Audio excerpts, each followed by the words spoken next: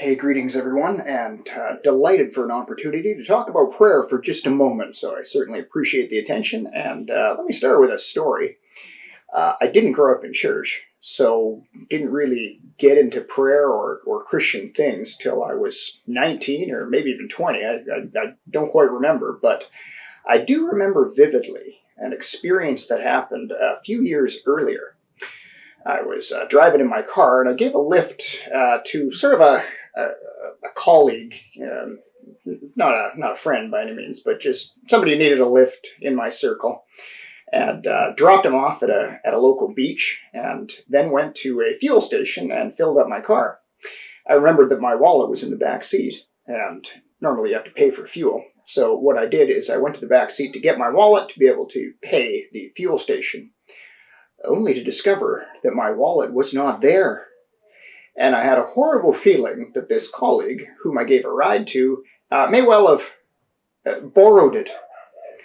And it was the oddest thing, because I felt compelled to return to this beach, to go to the far end where there was a washroom and a change area.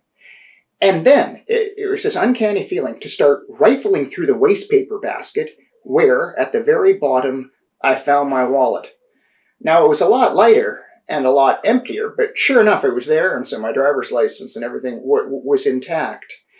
And I'm not saying it was some sort of divine conspiracy, but I am saying that I palpably felt the sense of God's presence. And the reason I'm sharing that today is because sometimes I think that's what prayer is. There's all kinds of ways that we can define prayer. My old mentor, Jim Houston, calls it the transforming friendship. So there's various ways to describe it, but an awareness of God's presence, I think, is another way to think about prayer, as Pastor Greg is challenging us to think and to renew our prayer lives in this season. And to that end, let me just share a few lines from Genesis 25, where I think there's some inspiration about persevering in prayer and understanding prayer as something of the presence of God. In Genesis 25, and it's a story about Isaac, where we're told almost parenthetically that Isaac was 40 years old when he married Rebekah, who's got a brother, of course, whose name is Laban the Aramean. And then we're immediately told something else. Listen close, because Isaac, this is Genesis 25, line 21, prayed to the Lord on behalf of his wife because she was barren. Okay, Isaac prayed to the Lord on behalf of his wife because she was barren. The Lord answered his prayer, and his wife, Rebekah, became pregnant. Now, the story takes a darkly comical turn because the men crushed one another within her womb. And she said, "Why is this happening to me?" So she went to inquire of the Lord, who said to her, "Two nations are in your womb, and two peoples from within you will be separated. One will be stronger than the other, and the older will serve the younger," in this startling reversal. And you see, when the time came for her to give birth in line 24, behold, look, from her perspective, there were twin boys in her womb. And of course, that's why there was this jostling within her. The first to come out was red, and his whole body was like a hairy garment, and they called him Hairy.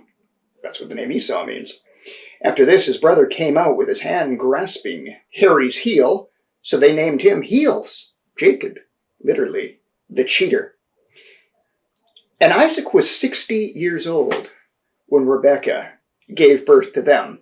Now, I want to back up for a sec, because Isaac was 40 when he got married, and Isaac prayed to the Lord on behalf of his wife because she was barren. Now, the verse, it continues with, the Lord answered his prayer. So we might get the impression it was immediate. He prayed, and instantaneously, why, God came through. But it seems like there's a bigger story here. In fact, as we scroll through that entire passage, we discover that Isaac was 60, and he may well have been praying for over 19 years for his barren wife.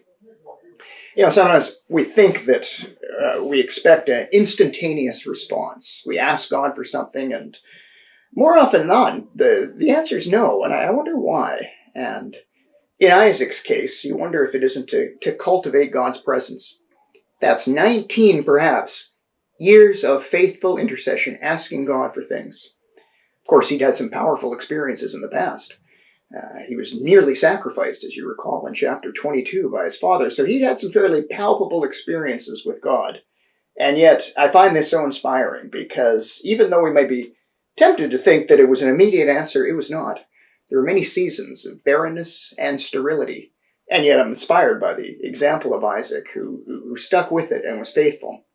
And I think he was confident that the same God who came through in Genesis 22 was going to come through at this season of his life for his barren wife. He understood he was a child of promise. And of course, God had promised to Abraham that through his descendants, and by extension through the descendants of Isaac, every other family on earth would be blessed. So you and I are really heirs. We're part of this great legacy of faithfulness and prayer.